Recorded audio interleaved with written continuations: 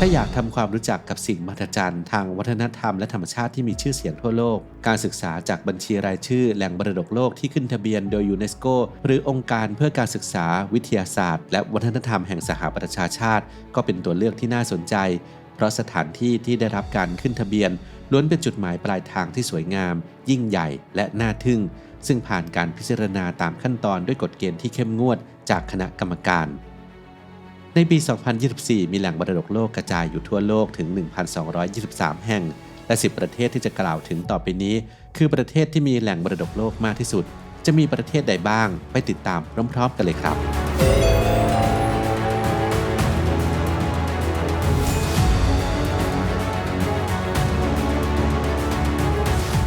อันดับที่ 10 ประเทศอิหร่าน 28 แห่งแหล่งมรดกโลกในประเทศอิหร่านแบ่งออกเป็นแหล่งวัฒนธรรม 26 แห่งและแหล่งธรรมชาติอีก 2 แห่งเมืองโบราณเฮกมาทาเนหรือที่เรียกกันอีกชื่อหนึ่งว่าเอกบาทานาเป็นโบราณสถานรายล่าสุดที่เพิ่งจะเพิ่มเข้ามาในรายชื่อแหล่งมรดกโลกของยูเนสโกอย่างเป็นทางการโดยสถานที่สำคัญแห่งนี้ตั้งอยู่ในเมืองฮามาดันซึ่งเป็นแหล่งอารยธรรมเก่าแก่ที่สามารถย้อนกลับไปได้ถึงยุคสมัยของชาวมิดหรือชาวอิหร่านโบราณ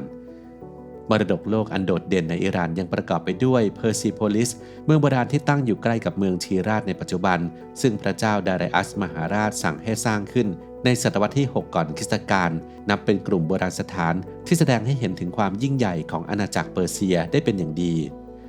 ส่วนจัตุรัสอิหม่ามหรือเมดานอิหม่ามที่รู้จักกันในชื่อจัตุรัสนักเชอร์จาฮานในเมืองเอสฟาฮานเป็นศูนย์กลางของเมืองที่รายล้อมไปด้วยสถานที่สำคัญมากมายเช่นมัสยิดชาพระราชวังอาลีคาปูและมัสยิดชีคลอตฟอลานอกจากนี้ยังมีแหล่งมรดกโลกทางธรรมชาติอย่างทะเลทรายลุดหรือดาร์สเตลุดหนึ่งในสถานที่ที่ร้อนที่สุดในโลกส่วนทิศตะวันออกเฉียงเหนือของประเทศอิหร่านก็เป็นที่ตั้งของอุทยานแห่งชาติโกเลสฐานอุทยานแห่งชาติเก่าแก่ที่หลากหลายไปด้วยดอกไม้นานาพันธุ์และสัตว์ท้องถิ่นอันดับที่ 9 ประเทศรัสเซีย 32 แห่งรัสเซียมีชื่อเสียงในด้านการอนุรักษ์มรดกทางวัฒนธรรมและธรรมชาติจึงไม่แปลกที่ดินแดนแห่งพระเจ้าซาร์จะเป็นหนึ่งในประเทศที่มีแหล่งมรดกโลกเป็นจำนวนมากแบ่งเป็นสถานที่สำคัญทางวัฒนธรรม 21 แห่งและอีก 11 แห่งเป็นสถานที่สำคัญทางธรรมชาติที่มีชื่อเสียงที่สุดคือเครมลินและจัตุรัสแดงในกรุงมอสโกซึ่งเป็นศูนย์กลางของเมืองหลวงและสัญลักษณ์ของรัสเซียมาตั้งแต่ศตวรรษที่ 12บริเวณโดยรอบเป็นที่ตั้งของมหาวิหารนักบุญเบซิลและพระราชวังเครมลินสำหรับศูนย์ประวัติศาสตร์เซนต์ปีเตอร์สเบิร์กและกลุ่มอนุสรณ์สถานที่เกี่ยวข้องคือชื่อที่ยูเนสโกใช้ในการขึ้นทะเบียนเมืองเซนต์ปีเตอร์สเบิร์กหรือเมืองหลวงทางวัฒนธรรมที่มีชื่อเสียงในด้านสถาปัตยกรรมบาโรกและนีโอคลาสสิกโดยขึ้นทะเบียนร่วมกับพระราชวังฤดูหนาวและป้อมปราการปีเตอร์และพอลส่วนแหล่งมรดกโลกทางธรรมชาติก็มีด้วยกันหลายแห่งอาทิเทเลสาบไบคารและภูเขาไฟคัมซัสกาเป็นต้นอันดับที่ 8 สหราชอาณาจักร 35 แห่งหลังจากเพิ่มโฟลว์คันทรีพื้นที่ป่าพรุขนาดใหญ่ทางตอนเหนือของสกอตแลนด์กับหมู่บ้านเกรสฮิลทางตอนเหนือของไอร์แลนด์เข้าไปก็ทำให้ปัจจุบันสหราชอาณาจักรมีแหล่งมรดกโลกทั้งหมด 35 แห่งโดยแบ่งเป็นมรดกทางวัฒนธรรม 29 แห่งมรดกทางธรรมชาติ 5 แห่งและอีก 1 แห่งเป็นแบบผสมผสานหนึ่งในมรดกโลกที่มีชื่อเสียงโด่งดังคงหนีไม่พ้นหอคอยแห่งลอนดอนซึ่งเป็นสัญลักษณ์ของราชวงศ์และประวัติศาสตร์อังกฤษส่วน Stonehenge กับหมู่บ้าน Ifbury อนุสรณ์สถานยุคก่อนประวัติศาสตร์ในวิลเชอร์ถือเป็นจุดศูนย์รวมประวัติศาสตร์ของมนุษยชาติที่มีอายุนานกว่า 5,000 ปีและนับเป็นโบราณสถานยุคหินใหม่ที่เป็นที่รู้จักมากที่สุดในโลกอีกสถานที่ที่ควรค่าแก่การไปเยี่ยมชมคือย่านเมืองเก่าและย่านเมืองใหม่ในเอดินบะระซึ่งเป็นหัวใจสำคัญของเมืองหลวงแห่งสกอตแลนด์ตัวแทนของการผสมผสานระหว่างสถาปัตยกรรมในยุคกลางและยุคจอร์เจียนสำหรับมรดกโลกทางธรรมชาติที่น่าสนใจคือทางเดินแห่งยักษ์และชายฝั่งคอสเวย์ในไอร์แลนด์เหนืออันโด่งดังจากเสาหินบาซอลต์ที่เกิดจากการระเบิดของภูเขาไฟจนทำให้เกิดรูปร่างอันเป็นเอกลักษณ์อันดับที่ 7 ประเทศเม็กซิโก 35 แห่งเม็กซิโกมีแหล่งมรดกโลกทางวัฒนธรรม 27 แห่งทางธรรมชาติ 6 แห่งและอีก 2 แห่งเป็นมรดกแบบผสมผสานสถานที่สำคัญที่สุดแห่งหนึ่งคือนครแห่งเทพเจ้าหรือเตโอติโอการที่ตั้งอยู่ทางทิศตะวันออกเฉียงเหนือของเมืองเม็กซิโกซิตี้เมืองโบราณในเมโสอเมริกาที่โด่งดังจากพีระมิดแห่งดวงจันทร์กับพีระมิดแห่งดวงอาทิตย์ นอกจากนี้ยังมีเมืองชิเชนอิตซาของชนเผ่ามายาที่ไม่เพียงแต่เป็นมรดกโลกแต่ยังเป็นหนึ่งใน7สิ่งมหัศจรรย์ของโลกยุคใหม่ด้วยสถาปัตยกรรมที่มีชื่อเสียงอย่างพีระมิดเอลกาสติโยหรือวิหารกูกุลกันสถานที่สำคัญอีกแห่งคือเอลตาฮินในรัฐเวราคุสซึ่งเป็นเมืองที่เจริญรุ่งเรืองอยู่ในช่วงศตวรรษที่9ถึง12ก่อนที่สเปนจะเข้ามามีอำนาจโครงสร้างที่โดดเด่นที่สุดของที่นี่คือพีระมิดแห่งนิเซสเม็กซิโกยังมีมรดกโลกทางธรรมชาติที่เป็นเขตสงวนชีวมณฑลหรือพื้นที่อนุรักษ์ที่เป็นที่อยู่อาศัยของสิ่งมีชีวิตตามธรรมชาติอาทิเขตสงวนชีวมณฑลเซียนกาอันและเขตสงวนชีวมณฑลผีเสื้อจักรพรรดิรวมไปถึงเขตรักษาพันธุ์วาฬแห่งเอลวิสไกโนอีกด้วยอันดับที่ 6 ประเทศอินเดีย43แห่งอินเดียมีแหล่งมรดกโลกทางวัฒนธรรม35แห่งทางธรรมชาติ7แห่งและแบบผสมผสาน1แห่งแน่นอนว่าสถานที่สำคัญทางวัฒนธรรมที่มีชื่อเสียงที่สุดและควบตำแหน่ง1ใน7สิ่งมหัศจรรย์ของโลกคือทัชมาฮาลสถาปัตยกรรมที่สร้างจากหินอ่อนสีขาวตามคำสั่งของพระเจ้าชาจาฮานเพื่อรำลึกถึงมเหสีมุมตัชมาฮาลเดินทางต่อมาที่รัฐมหาราตระที่ตั้งของแหล่งมรดกโลกที่สำคัญ2แห่งนั่นคือถ้ำอาชันตาและถ้ำเอลโลรากลุ่มถ้ำโบราณที่มีชื่อเสียงเป็นศาสนสถานในศาสนาพุทธฮินดูและเชนที่แกะสลักจากหินอย่างวิจิตรงดงามถ้าต้องการสัมผัสสถาปัตยกรรมที่งดงามต้องไปที่ฟาเตปูซิกรีที่สร้างโดยจักรพรรดิอักบามหาราชและเป็นสถานที่ตั้งของประตูชัยที่สูงที่สุดแห่งหนึ่งของโลกนั่นคือบุลันดาวาซาซึ่งตั้งอยู่ใกล้ๆกับมัสยิดจามาส่วนตัวอย่างสถานที่สำคัญทางธรรมชาติที่ได้รับการขึ้นทะเบียนเช่นอุทยานแห่งชาติกาซิรังคาอุทยานแห่งชาติเทือกเขาฮิมาลัยและเขตรักษาพันธุ์สัตว์ป่ามานัสอันดับที่ 5 ประเทศสเปน50แห่งดินแดนแห่งเทศกาลอย่างประเทศสเปนมีแหล่งมรดกโลกทางวัฒนธรรมรวม44แห่งแหล่งทางธรรมชาติ2แห่งและอีก2แห่งเป็นแบบผสมผสานยกตัวอย่างเช่นกลุ่มพระราชวังมัวแห่งอารัมบราและเกเนราริเฟในเมืองกรานาดาเป็นสถานที่ที่มีชื่อเสียงในด้านสถาปัตยกรรมแบบอิสลามอันวิจิตรส่วนอันเขียวชอุ่มและลานโดยรอบที่สวยงามนอกจากนี้ยังมีมหาวิหารซากราดาฟามิเลียอันโด่งดังในเมืองบาร์เซโลนาซึ่งเป็นมหาวิหารที่เป็นฝีมือการออกแบบของอันโตนิโอ เกาดีสถาปนิกชื่อดังชาวคาตาลันแม้จะยังสร้างไม่เสร็จแต่ก็ขึ้นชื่อในด้านการออกแบบที่เหนือจริงและรูปแบบศิลปะแบบโกธิกและนูโวอันเป็นเอกลักษณ์หรือจะเป็นเมืองเก่าแห่งอาบิล่าพร้อมโบสถ์นอกกำแพงเมืองซึ่งเป็นเมืองจากยุคกลางที่รายล้อมไปด้วยกำแพงเมืองและหอคอยทรงครึ่งวงกลมที่มีด้วยกันถึง88แห่งซึ่งได้รับการอนุรักษ์ไว้เป็นอย่างดีที่สุดแห่งหนึ่งของยุโรป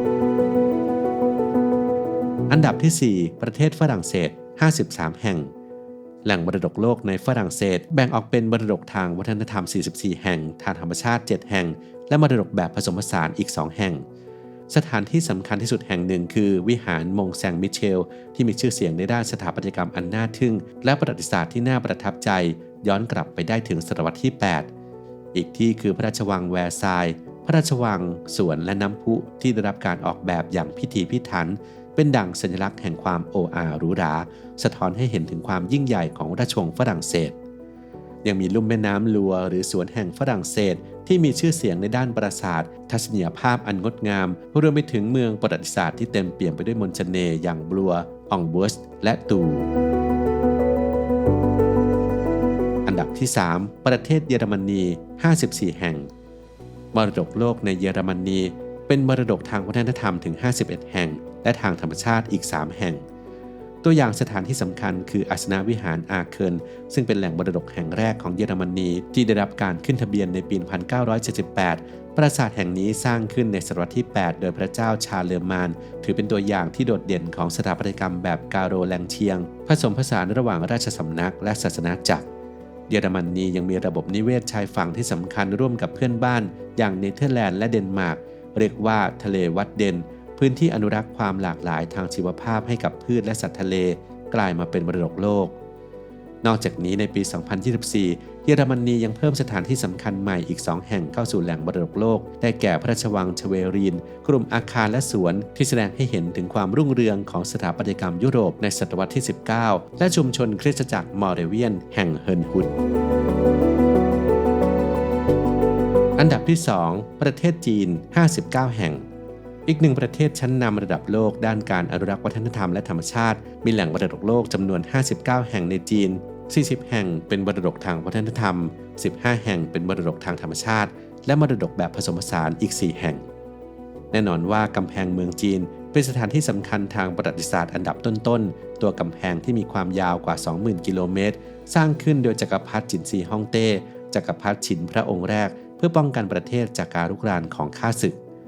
ต่อเนื่องด้วยสุสานของพระองค์ที่ยิ่งใหญ่อลังการไม่แพ้กำแพงเมืองและได้รับการกล่าวขานอย่างไม่มีที่สิ้นสุดมีการค้นพบโบราณวัตถุจำนวนมากโดยเฉพาะอย่างยิ่งทหารดินเผาขนาดเท่าตัวจริงที่ทำหน้าที่ปกป้ององค์จักรพรรดิในปรโลก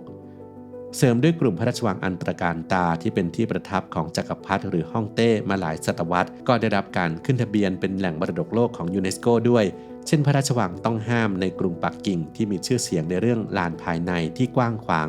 การออกแบบที่ประณีตและห้องโถงที่บอกเล่าเรื่องราวมากมายเกี่ยวกับชีวิตที่หรูหราของจักรพรรดิจีนและเหล่าเชื้อพระวงศ์และในปี 2024 ยูเนสโกได้ขึ้นทะเบียนแหล่งมรดกโลกในจีนเพิ่มอีก3แห่งได้แก่เส้นแกนกลางกรุงปักกิ่งที่ทอดยาวผ่านใจกลางเมืองแล้วเชื่อมโยงสถานที่สำคัญทางประวัติศาสตร์และวัฒนธรรมหลายแห่งเข้าด้วยกันนอกจากนี้ยังมีทะเลทรายปาเดนจารันทะเลทรายที่มีขนาดใหญ่เป็นอันดับ3ของประเทศจีนตั้งอยู่ในเขตมองโกเลียใน